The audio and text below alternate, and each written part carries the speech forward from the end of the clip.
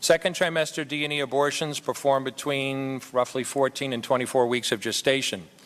Your patient today is 17 years old. She's 22 weeks pregnant.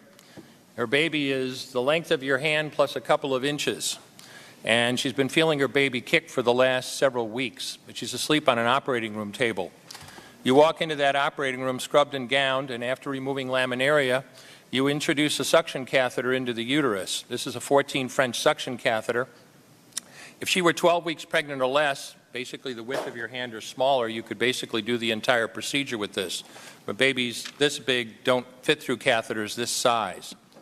After suctioning the amniotic fluid out from around the baby, you introduce an instrument called a Sofer clamp. It's about 13 inches long. It's made of stainless steel.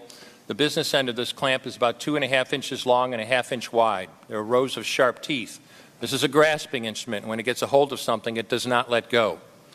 A D&E procedure is a blind abortion, so picture yourself introducing this and grabbing anything you can blindly and pull, and I do mean hard, and out pops a leg about that big, which you put down on the table next to you. Reach in again, pull out an arm about the same length, which you put down on the table next to you, and use this instrument again and again to tear out the spine, the intestines, the heart and lungs. Head on the baby that size is about the size of a large plum. Can't see it, but you pretty good idea you've got it if you've got your instrument around something and your fingers are spread about as far as they go. You know you did it right if you crush down on the instrument and white material runs out of the cervix. That was the baby's brains. Then you could pull out skull pieces.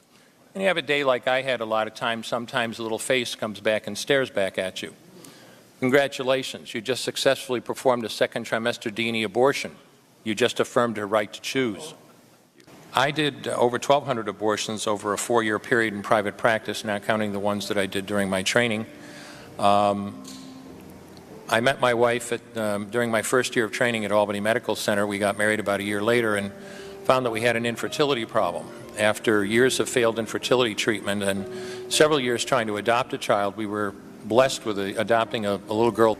2 months short of my daughter's 6th birthday, she was killed in an auto accident and literally died in her arms in the back of an ambulance. Anyone who has children might think they have some idea of what that feels like, but unless you've been through it yourself, you have no idea whatsoever.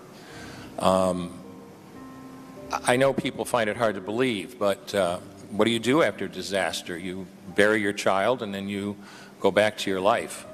And I don't remember exactly how long it was after my daughter died that I showed up at Albany Medical Center OR number 9 to perform my first second trimester D&E abortion.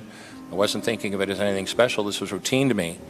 But I reached in, literally pulled out an arm or leg and got sick. You know, earlier on I described stacking up body parts on the side of the table. It's not to, gross people out, to use a simple term. When you do an abortion, you need to keep inventory. You have to make sure you get 2 arms and 2 legs and all the pieces. If you don't, your patient's going to come back infected, bleeding, or dead. So I soldiered on and finished that abortion. And I know it sounds, as I said, hard for people to believe, but I'm telling you straight up my experience. You know, after over 1,200 abortions, first and second trimester up to 24 weeks and all the rest of it, and being very dedicated to it, for the first time in my life I really looked. I really looked at that pile of body parts on the side of the table. And I didn't see her wonderful right to choose, and I didn't see all the money I just made. All I could see was somebody's son or daughter.